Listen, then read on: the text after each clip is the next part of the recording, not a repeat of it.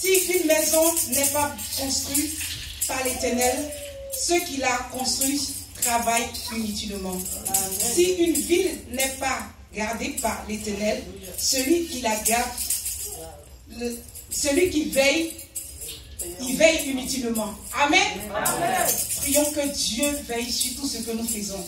Parce que si nous faisons des choses que Dieu n'est pas dedans, c'est inutile, comme il le dit dans sa parole.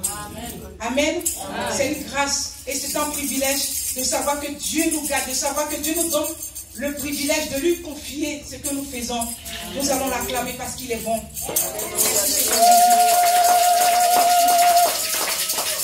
Nous allons prier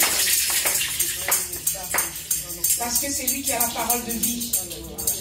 Nous allons lui demander à ce que la personne qu'il a choisie aujourd'hui, pour que nous puissions, il puisse passer par cette personne pour nous honorer, pour nous donner à manger, que cette personne soit bénie. Que le Saint-Esprit de Dieu conduise. Que la personne s'efface, mais que c'est l'Esprit de Dieu qui parle à sa place. Au nom de Jésus, je vous invite à prier pour la parole. Excellent Dieu de gloire, nous voulons t'inviter. Nous avons commencé avec toi comme la gloire et nous sommes au milieu avec toi comme Emmanuel. Nous voulons continuer et terminer avec toi comme l'Oméga. Seigneur, c'est toi qui as la parole de vie. Seigneur, la Bible déclare que c'est toi qui es la lumière de vie. C'est toi qui donnes à manger. C'est toi qui fais toutes choses, Seigneur. Ce que nous voulons recevoir de toi, quand tu dis dans ta parole que l'homme ne vivra pas simplement du pain, mais il vivra par la parole de Dieu. Cette parole qui vient du trône, Seigneur, nous voulons la recevoir au travers la personne que tu as choisie cet après-midi. Seigneur, que ta parole, que nos oreilles spirituelles s'ouvrent, que nos entendements spirituels s'ouvrent, afin que nous puissions recevoir ce que Dieu nous a donné au travers la personne que tu as choisie, Seigneur. Nous te disons merci pour ta parole. Que ta parole soit honorée dans le nom puissant de Jésus-Christ. Ainsi nous t'avons prié. Nous disons Amen. Nous allons acclamer la parole de Dieu et nous invitons la maman zéro pour la prédication. On acclame. Acclamons, acclamons, acclamons.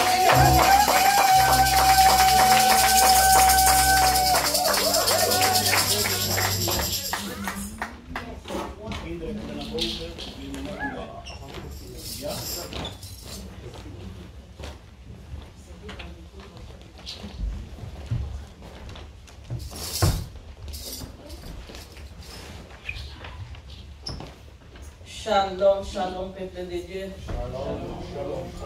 Shalom, shalom, mes bien-aimés. Oui, je sais bien qu'il y a trop de lumière. Il y a trop de chaleur, plutôt. Il y a trop de chaleur. Et ça nous fait mal. Ça nous fait du mal pour être tranquille. Mais je sais que le Seigneur va nous aider. Amen. Amen. Oui, je vais tout d'abord honorer mes parents spirituels et je les salue tous les deux en passant et je dis grâce à eux que moi je monte cet hôtel de Dieu. Amen. Amen. Qui pouvait connaître que moi je suis une personne? Qui pouvait me découvrir sans eux? Depuis longtemps que je suis dans le Seigneur, je n'ai jamais monté l'hôtel de Dieu. Mais aujourd'hui me voici. Ils m'ont donné une occasion d'ouvrir la parole et de prêcher le peuple de Dieu. Amen. Amen. Voilà, c'est pour cette occasion que je salue mes parents. Amen. Amen. Il est plus que mes parents biologiques. Mes parents biologiques ne m'avaient pas montré ce chemin. Et ils m'avaient fait mise au monde dans les péchés, dans les malédictions. Mais aujourd'hui, quand j'ai découvert le Seigneur, notre Sauveur, je suis sauvé, moi et ma famille. Voici pourquoi je glorifie et je bénis mon Dieu. Amen. Amen. Je bénis mon Dieu. Sans plus tarder, parce que je sais, comme j'ai dit, que les malédictions, c'est ça ma prédication d'aujourd'hui. C'est ça le thème d'aujourd'hui. Je vais prêcher sur les malédictions. Amen. Amen. Quand je prêche les malédictions, c'est aussi les malédictions de ma famille, de là où je suis venu. Amen. Amen. Alléluia. Amen. Alléluia, peuple de Dieu. Supportez-moi cet après-midi. Amen. Amen. Sans plus tarder, nous allons ouvrir nos Bibles dans le livre de 2 Rois chapitre 2 au verset 18 à 24. On va découvrir les malédictions. Nous allons découvrir la malédiction. Et je peux définir la malédiction. Tantôt d'une manière et d'une autre. Les malédictions, c'est les mots prononcés, les mots qui nous font du mal. Ça peut être par acte ou par parole prononcée dans nos familles. C'est ça les malédictions. Ce n'est pas de bonnes paroles, c'est des mauvais.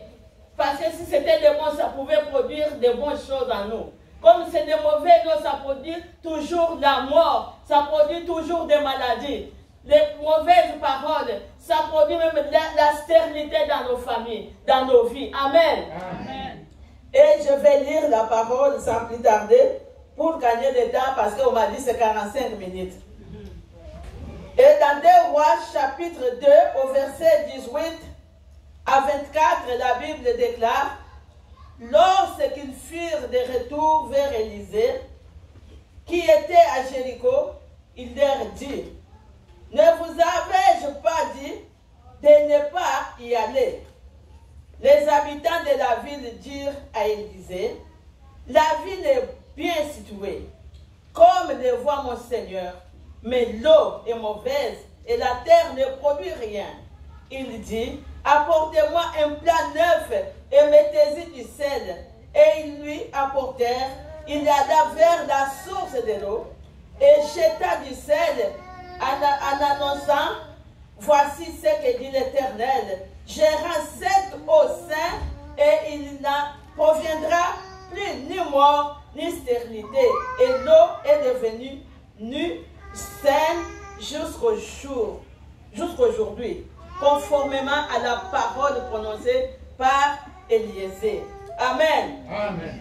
Nous connaissons bien, comme la Bible nous le dit, qui était Élisée. Élisée, il était un prophète, comme tous les autres prophètes. Il marchait toujours avec Élie. Mais le moment où Élie était enlevé par son Dieu, Élisée est resté seul. Mais il a saisi l'opportunité de prendre le manteau qui était à Élie. Quand il avait des retours, il est arrivé à Jéricho. Et le prophète qui était à Jéricho lui a vu.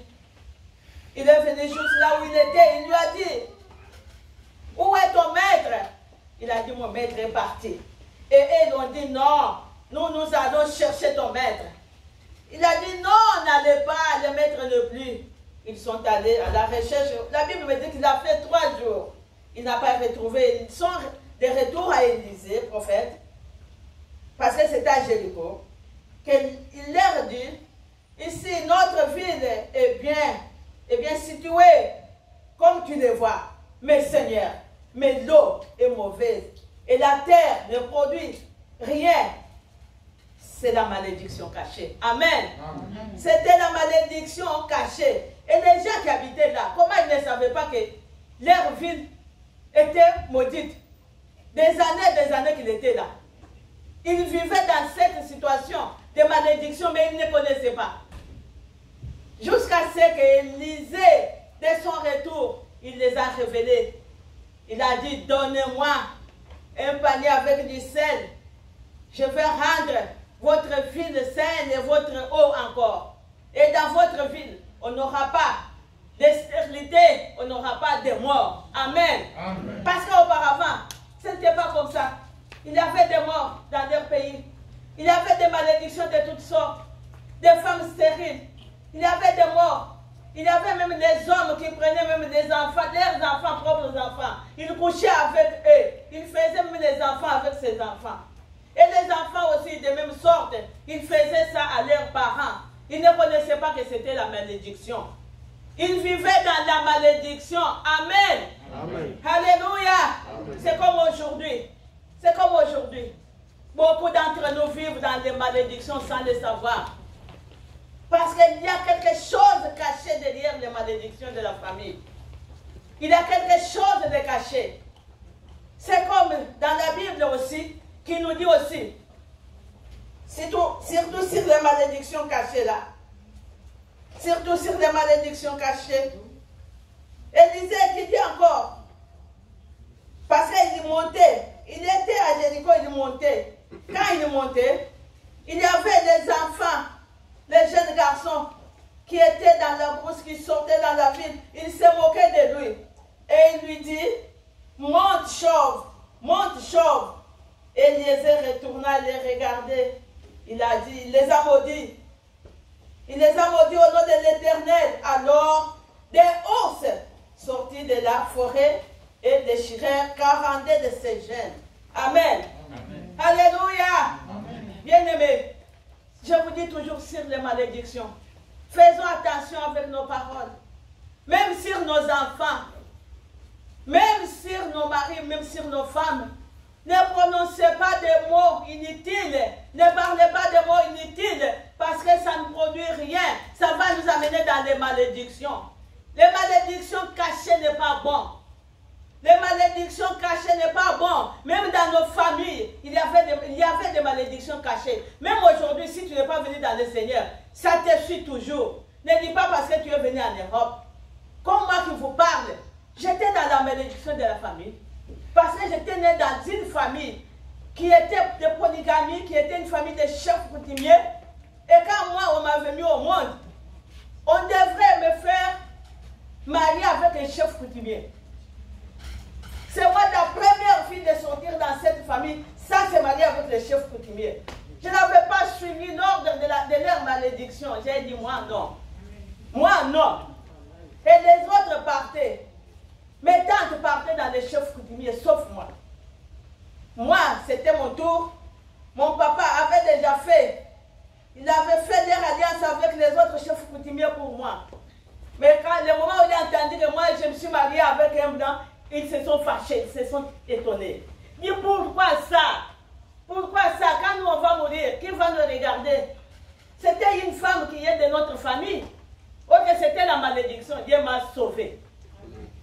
J'étais combattue dans le mariage par la famille. De cet acte-là qui était posé. La malédiction. Mais Dieu m'a sauvé. On avait voulu me tuer à cause de malédiction. On avait jeté de mauvais sorts sur moi. On m'avait envoyé des sorciers sur moi pour me tuer. Mais Dieu est grand. Ce sont des sorciers qui m'ont dit, allons à l'église là où on prie, on va prier pour toi. Quand on est allé à l'église, Zambé Madame, là où moi je suis grandi, là où moi j'ai été baptisé, les malédictions étaient parties. Amen. On commençait à me chercher dans les casseroles, on ne me trouvait pas. Amen. Amen. Amen. Alléluia. Amen. Les malédictions, ça nous suit. Ça nous suit. Si toi tu n'as pas choisi l'éternel de Dieu, si toi tu n'as pas choisi le chemin de la vérité, si toi tu n'as pas reçu Jésus-Christ comme sauveur dans ta vie, tu es toujours dans les malédictions. Qui te sauvera? Si ce n'est que c'est Jésus. Qui peut te sauver? Si ce n'est que c'est Jésus ici. Moi j'ai été sauvé par Jésus-Christ Nazareth. Et toi, bien-aimé, tu es sauvé par qui? Tu es sauvé par qui? Les malédictions te suivent jusqu'à aujourd'hui. Te suivent jusqu'à aujourd'hui. Même dans tes enfants. Même dans ton mariage. Tu es stérile, tu ne sais pas d'où ça vient. Parce que c'était des mots prononcés. Toi, tu n'étais pas encore mis au monde. Tu n'étais pas encore là. Mais il avait déjà des mots prononcés. Que cette fille-là, lui, même si elle va mettre au monde, même si elle va faire ceci et cela, elle sera toujours stérile. Il y a beaucoup de façons d'être stérile. Si ce n'est pas des enfants, on peut toucher même ton finance.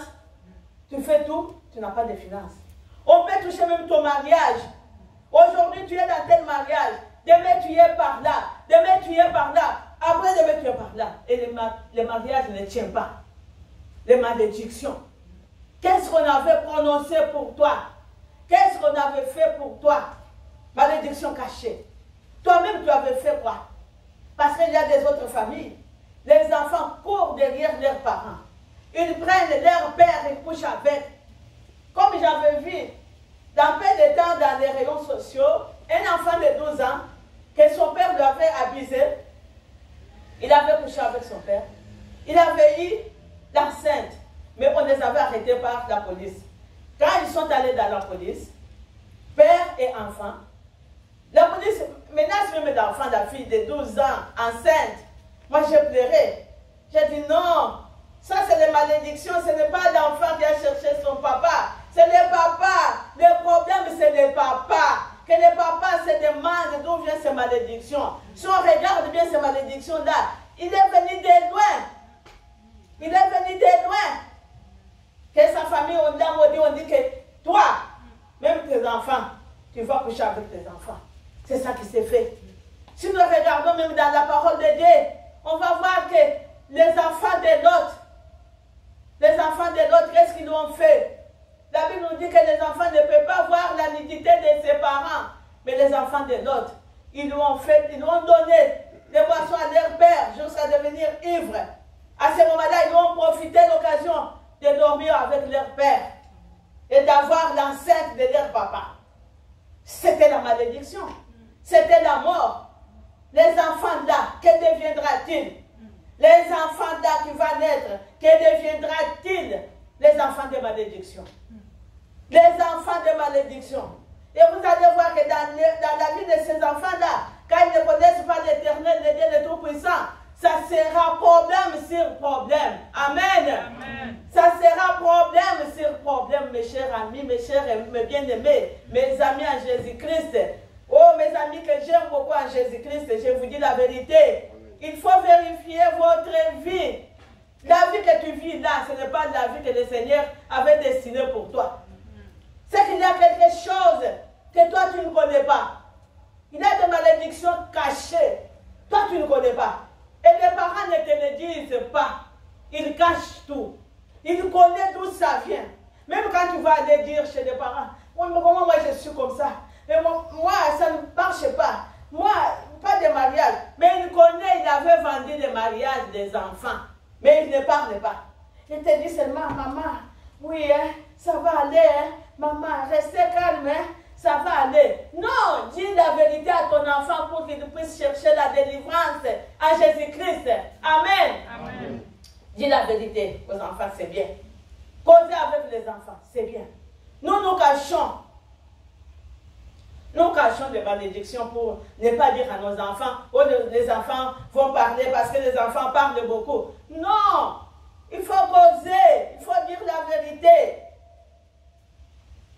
Et c'est comme aussi Judas avec la fille qui était sa belle-fille. Quand son fils est mort, la fille est partie chez elle parce que l'autre garçon qui venait était trop petit. Mais la femme l'a fait quoi? Il a caché sa figure. Parce que s'il pouvait faire comme ça, avec sans cacher la figure, son beau-père allait dire que non, tu étais la femme de mon fils. Il a caché, la femme a caché son figure. Il s'est mis comme prostituée le long de la route. Et Judas lui avait pris. Il avait pris comme prostituée. Je viens prostituée, je peux passer même un jour avec elle. Qu'est-ce que ça fait? Il a pris cette femme. Il a couché avec cette femme. Et la femme est restée enceinte. Parce que la femme la connaissait même ces périodes. Elle l'a fait exprès. Malédiction. Que devient cet enfant-là? Que devient cet enfant-là? Malédiction sur malédiction. C'est comme aujourd'hui, les gens là, les femmes là, les hommes là, qui prennent même leur sœur, qui prennent même leur mère, couchent avec. Et par après, que deviendra l'enfant qu'on va accoucher? Que deviendra-t-il? Malédiction, malédiction, plus. Malédiction, plus dans leur vie. Et aujourd'hui, quand vous voyez quelqu'un, même dans l'église, quand on prêche sur les malédictions, ils s'étonnent, ils se disent, peut-être c'était passé aussi pour moi, mais je ne sais pas. Je vais aller demander à mes parents. Non! Demande à ton Dieu. Il va te révéler d'où ça venir ces malédictions-là. Il va te montrer pour que tu puisses chercher ta délivrance. Amen. Amen. Alléluia. Amen. Cherchons la délivrance. Nous tous, nous sommes nés dans le sang des hommes. Seulement Jésus-Christ qui était né parce que spirituellement, parce qu'il était Dieu. Dieu lui avait envoyé spirituellement dans le ventre d'une femme qui n'était même pas, qui était vierge. C'est pour cela, lui, n'avait pas causé un tort. Il était saint. Et nous tous qui sommes restés, nous sommes nés dans le ventre des malédictions, des péchés, de tout consort. Cherchons la délivrance. Amen. Amen. Cherchons la délivrance, mes bien-aimés. Sans la délivrance, nous ne sommes rien. Nous ne sommes rien sans la délivrance. Sans Jésus, on n'est rien. Tu peux quitter même notre pays de Congo, tu dis que non, je vais aller fuir, même n'importe quel pays. Oh, je vais aller fuir en Europe, je vais me cacher pour que les malédictions ne puissent pas me suivre. Non, tu te mens. Parce que c'est déjà dans ton sang.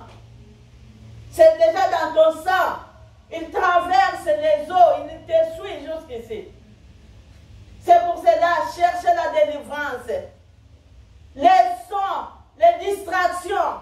Quand on nous dit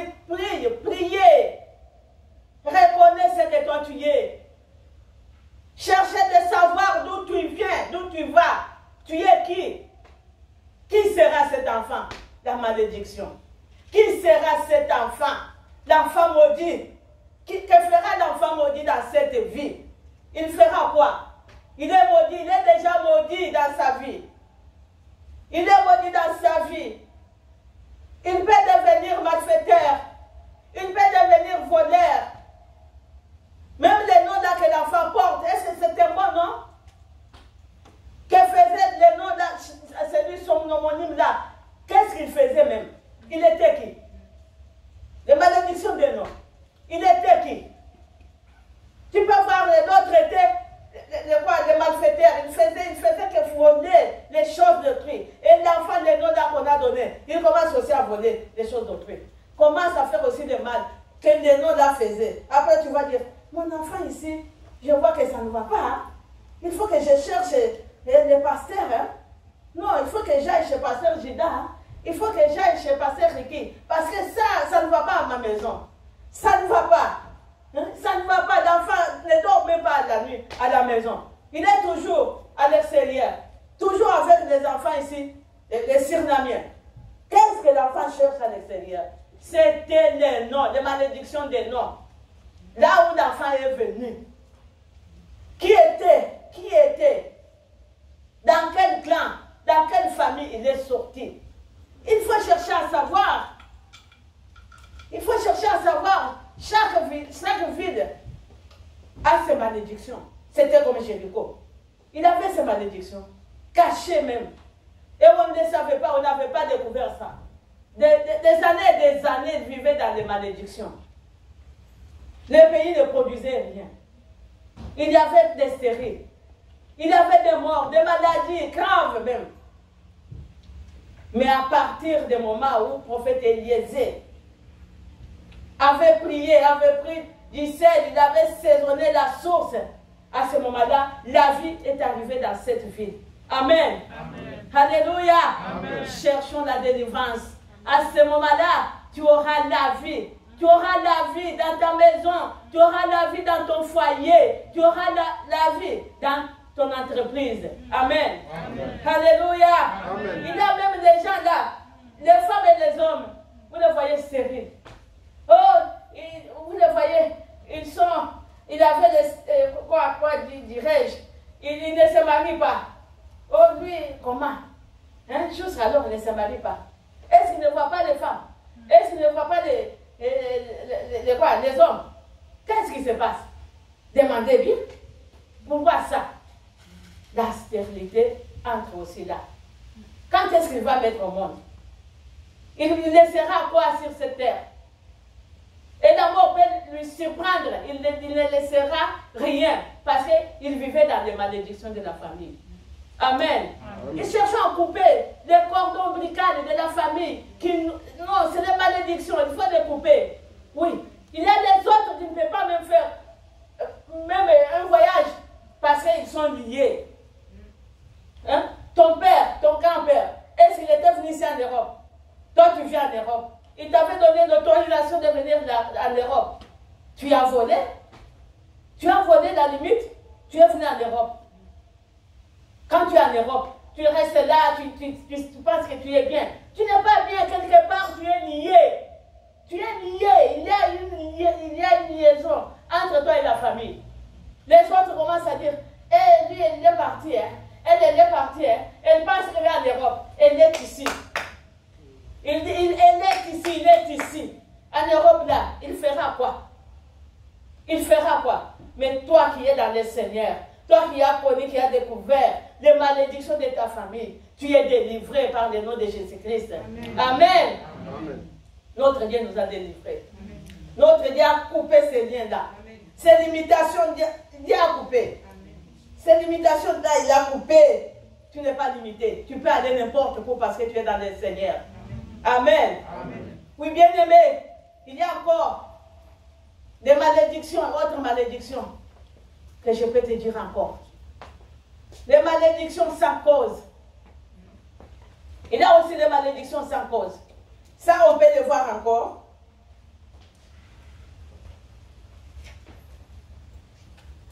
Dans dans notre Bible, on peut lire dans Nombre 23, 8, 10. Nombre chapitre 23, 8, 10. C'est lui qui a vu peut lire pour nous.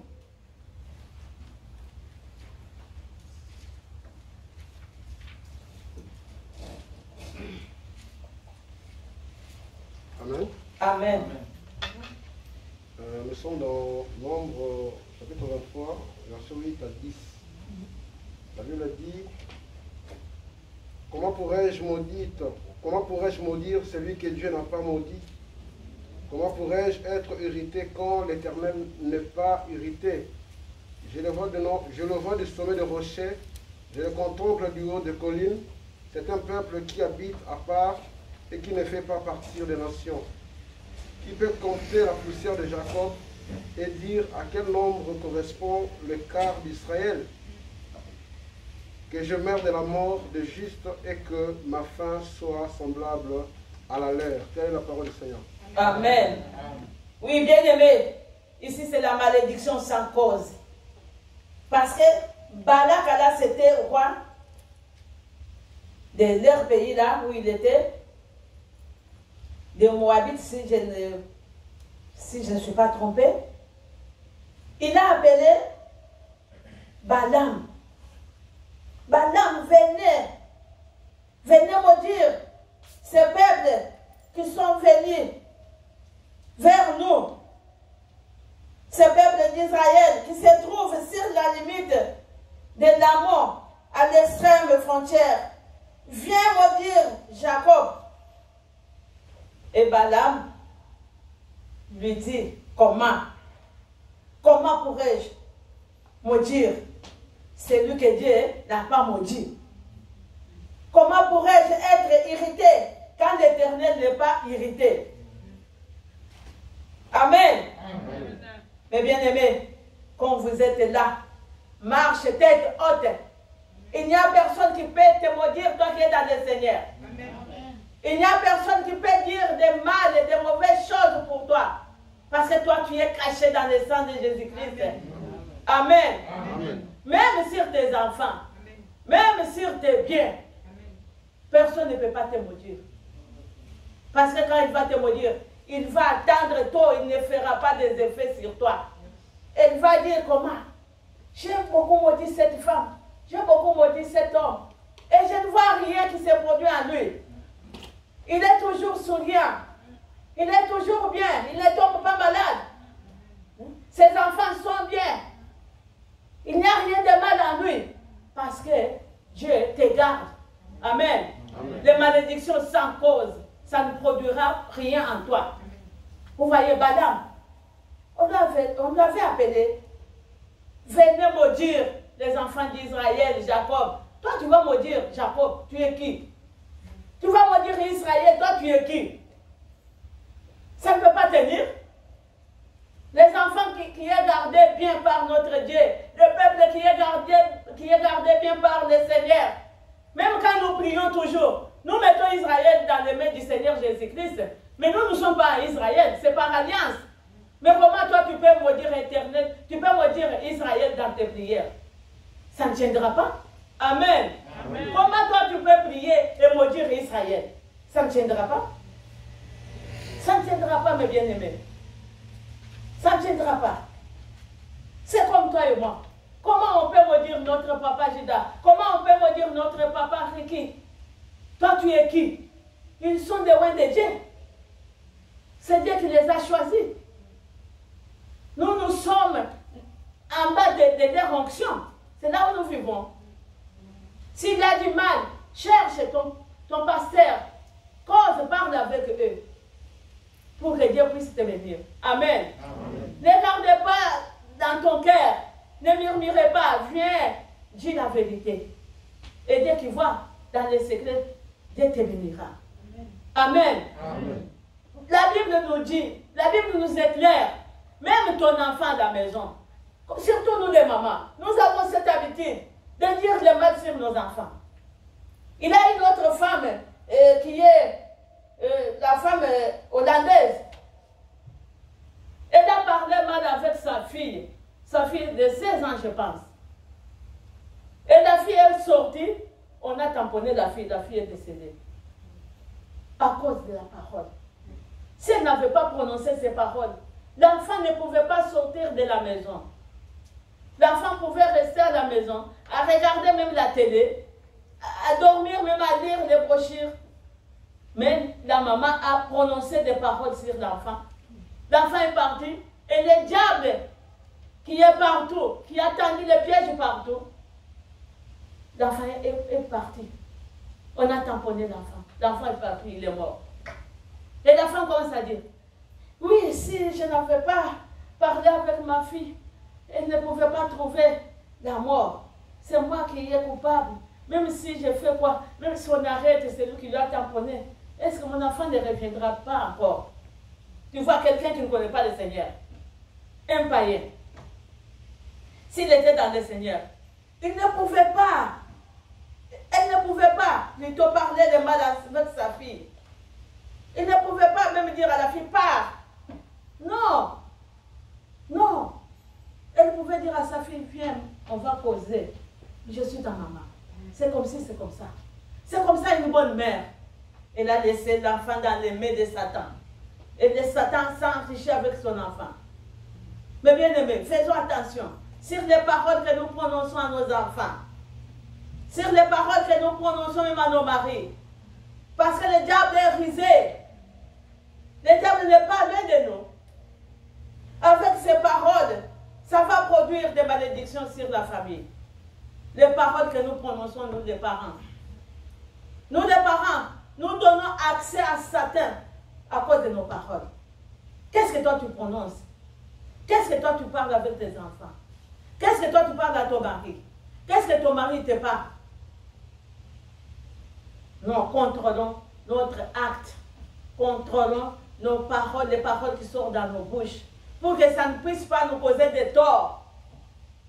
Il y a beaucoup aujourd'hui qui sont des divorcés. Ce n'est pas pour rien. Parce que Dieu a fait l'homme et la femme pour qu'on puisse demeurer ensemble. Mais Dieu n'a pas dit que non, tu vas dans les mariages, on va divorcer. Non, il y a quelque chose derrière. Il y a quelque chose derrière. Mais toi qui as écouté la parole de Dieu, tu ne peux pas accepter, tu ne peux pas le faire. S'il y a quelque chose qui se passe dans les mariages, tu vas dire à ton mari, oh, mon Seigneur, c'est comme Sarah appelait Abraham, mon Seigneur. Mais nous, aujourd'hui, on ne l'appelle pas mon Seigneur. Mais quand même, tu appelles dans les noms où tu es habitué. Pour causer ensemble, pour dire que non, papa, on ne peut pas faire ça, on ne peut pas faire ça. Si nous le faisons, on ira dans l'enfer. Et les mariages ici, ça devient des paroles différentes. C'est la mort. C'est les malédictions. Les malédictions seront sur vos enfants. Alléluia. Faisons l'expérience. Surtout les jeunes qui ne sont pas encore mariés. Il faut faire l'expérience sur les vieux. Pour que vous puissiez arriver à marcher bien dans vos mariages. Amen. Pour que vous puissiez être dans la droiture dans vos mariages. Amen. Amen. Et pour laisser des places, parce que l'homme est toujours devant et le maître dans la maison. Et la femme, nous devons nous soumettre. Amen. Mais ça ne veut pas dire que quand l'homme a dit, toi aussi tu deviens une femme maudite. Regarde-toi bien, il y a quelque chose qui ne va pas là où tu es venu. Tu as la malédiction qui te suit.